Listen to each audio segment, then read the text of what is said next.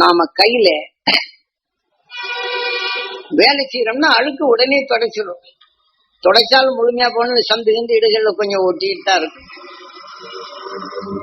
உள்ளுக்க போனாலும் அதனுடைய கெடுதலை கொஞ்சமாவது காட்டதான் செய்யும். இதே மாதிரி நாம ஒவ்வொரு சமயத்திலும் பிற தீமைகளை கேட்கும் போது ஆத்ம சுத்தி செய்து கொண்டாலும் அடுத்த ராத்திரிக்கு படுக்க போகும்போதெல்லாம் அதே உணவை எடுத்து ஆத்ம சுத்தி நிறைய அந்த மகிழ்ச்சின்னு சக்தி பெறணும். இந்த உணர்வை உள்ளுக்க மாத்தி இந்த ஆத்மாவை சுத்தப்படுத்தணும். அப்படி சுத்தப்படுத்தினாலும் கூட நமக்குள்ள அந்த உணர்வின் அணுக்கள் இருக்கதே அதுக்கு சாப்பாட்டுக்கு இயங்கும். நாம் புலனடைந்து இருக்கப்படும் போது தூங்கினாலும் அதது உணர்ச்சிகளை தூண்டி எண்ணிச்சு இழுக்க ஆரம்பிச்சு ஆன்மாவில கூடிடும். இப்ப ஆன்மாவில கூடும் போது இப்போ ஒரு நண்பர் இடத்துல நம்ம பேசியிருக்கிறோம். அவருக்காக அவர் கஷ்டத்தை கேட்டிருக்கோம். அந்த உணர்வுகள் நமக்குள் பதிவா இருக்கும். அதனுடைய வித்தாக நம்மகிட்ட இருக்கும். நாம இத்தனை நேரம் ஆத்ம சித்தி செய்தாலும் நண்பனுக்கு நம்ம உயர்ந்த கருத்துக்களை இந்த போதித்து அவங்களுடைய கஷ்ட நஷ்டங்களை சொல்லும் போது அதை வாங்கிதான் இதை சொல்றோம். அப்ப சொல்லப்படும் இந்த பிரிவை நாம் தெரிந்து கொள்ள புலனடங்கி நாம தூங்க போகும்போது அவர் எப்படி மீள வேண்டும் என்ற எண்ணத்துல சொன்னோம்.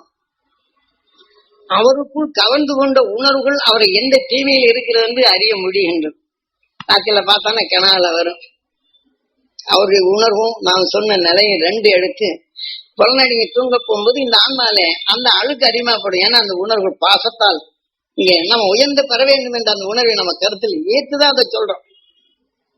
இப்ப சொல்றது உங்களுக்கு நல்ல அர்த்தம் ஆகுதுங்களா?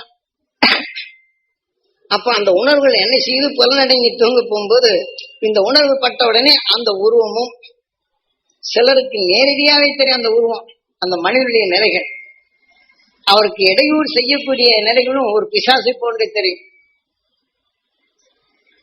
ஏனென்றால் அந்த ஆக்ரோஷ உணர்வுகள் நாம் பக்தி வழியில் கண்டுணர்ந்த பின் அவர் சொன்ன உணர்வுகள் இதோட கலந்து அந்த உணர்வு ரூபமாக தெரியும். அவருக்குள் எதிரியாக அவர் நல்ல எதிரிகளுக்கு எதிரியாக உருவாகிற மாதிரி நம்மளுக்கு காட்சி தெரியும்.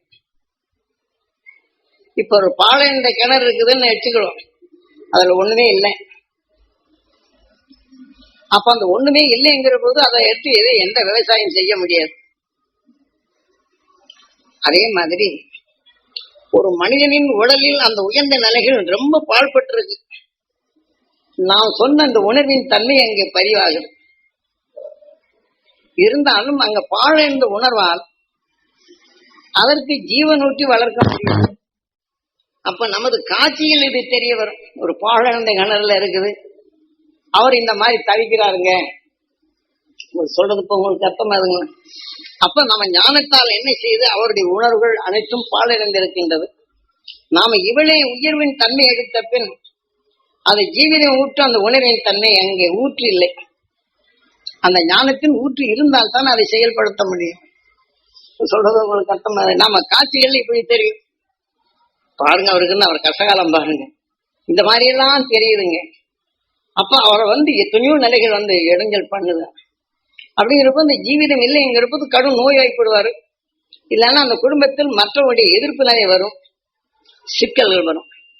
அந்த உணர்வு கொப்ப அப்படின்னா நாம என்ன நினைக்கிறோம், இந்த மாதிரி தெரிஞ்சதுங்க நம்ம முன்ன கூடிய அவங்க கஷ்டம் இல்லை. அந்த உணர்வுடைய ஓட்டங்களை அந்த உணர்வுகள் அவர்களுடைய விளைவு அவங்க எதிர்கள்ல தொழில் நஷ்டமாவது குடுக்கல் வாங்கல் முடியாத நிலையும் நம்மளுக்கு தெரிய வரும். அப்ப அது தெரிய வரும் அப்படின்னு சொன்னா இது புலநடை. இந்த உணர்வுகள் அது கலந்து நாம் எடுத்து ஓடிக்கொண்டு ஆனா அந்த உணர்வை தெரிய முடிகின்றது. ஏன்னா நாம இந்த ஜாயத்துல இருக்கும்போது இந்த மாதிரி காட்சிகள்லாம் வரும். கணாக்கள்லயோ சும்மா இருக்கும்போது நினைவுகள்லயோ வரும்